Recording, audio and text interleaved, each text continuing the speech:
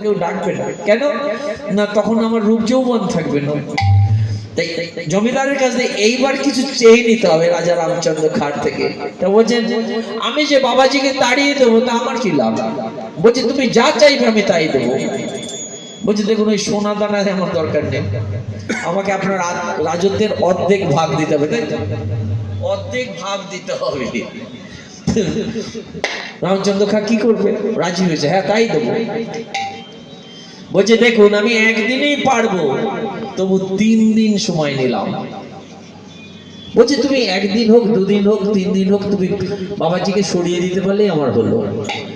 আজ প্রথম দিন আমার লক্ষ্য এরা অপূর্ব সাজে সাজিত হয়েছেন, সজ্জিত হয়েছেন, হার, মাথায় মুকুট, পায়ে নুপুর পরে মধ্য রজনীতে চলেছেন। গিয়ে যখন আমার হরিদাস ঠাকুরের পর্ণকুটিরে পৌঁছেছেন, তখন ওর হরিদাস ঠাকুর নাম করছে,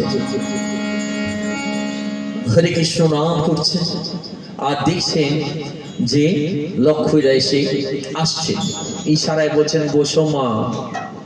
লক্ষ্মীরা মনে মনে দেখেছো তো, বলেছিলাম সাধু হোক আর যাই হোক আমাকে দেখলে তাকে আর ওই সাধু কাজ থাকবে না, এই ভেবে বসে রয়েছে। আর আমার হরিদাস ঠাকুর নাম করেছেন, হরে কৃষ্ণ নাম করছেন, করতে করতে প্রভাত হয়ে গেছে। লক্ষ্মীরা বলছে ও ভেবেছিলাম বাবাজি বোধহয় খুব সরস না, বাবাজি তো চালাক আছে, ঠিক আছে আরো 2টো রজনী রয়েছে। পরের দিনে রজনীতে আবার এসছে, এসে দেখছেন আবার সেইভাবে নাম করছেন, ইশারায় বলছেন বসো মা। বলছেন না তুমি তো গান করো, তুমি গান করছো তো, তাই আমিও গান করতে পারি। প্রিয়া বলো রে, প্রিয়া বলো রে, বলো রে বলো রে প্রিয়া বলো রে, ও প্রিয়া বলো রে, প্রিয়া বলো রে, বলো রে বলো রে প্রিয়া বলো রে, প্রিয়া বলো রে, প্রিয়া বলো রে, একবার বলো রে প্রিয়া বলো রে, প্রিয়া বলো রে, প্রিয়া বলো রে, বলো রে প্রিয়া বলো রে। তুহু তুমি তুহু জনে বসিয়া বিজনে, তুমি আমি দুজনে বসিয়া নিরজনে, তুমি আমি দুজনে বসিয়া বিজনে, তুমি আমি দুজনে বসিয়া বিজনে, বলব দুজনে, আমি প্রেমের কথা কইব দুজনে, বলো রে প্রিয়া বলো রে, প্রিয়া বলো রে, প্রিয়া বলো রে,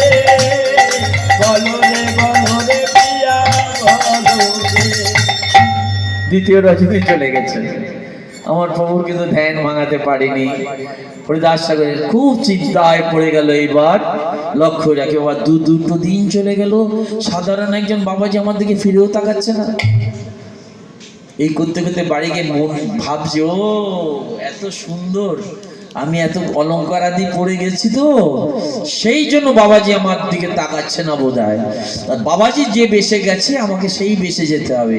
আর পদকথা বলছে সাধু সঙ্গ সর্বলোকে কয়ে, সর্বলোকে আর ক্ষণিক মাত্র সাধু সঙ্গ বলে কি হয় জানেন? আর চৈতন্য হয়েছে। দেখুন আমরা বাইরে গেলে কত কথা বলি, কিন্তু আজকে আমাদের এই যে ঠাকুরের উৎসবে আমরা এসেছি, দেখুন এই ঠান্ডার মধ্যে আমার মায়েরা সবাই বসে রয়েছে, কিন্তু মন এদিক ওদিক যাচ্ছে না। এইটা সাধু সঙ্গ, এই হচ্ছে গুণ। তাই আমার লক্ষ্মীরাও তাই হয়েছে, তার ভেতরে চেতনা এসে না না না না না সাধুর সঙ্গে সঙ্গ এই তার ভেতরে ঢুকেছে। তিনি তা আজ কি করেছেন না, আজকে একটি শুভ্র পোশাক পরে আমার হরিদাস ঠাকুরের কাছে যাচ্ছেন। গিয়ে যখন দেখছেন হরিদাস ঠাকুর নাম করছেন হরে কৃষ্ণ কৃষ্ণ কৃষ্ণ হরে হরে হরে রাম রাম রাম হরে হরে।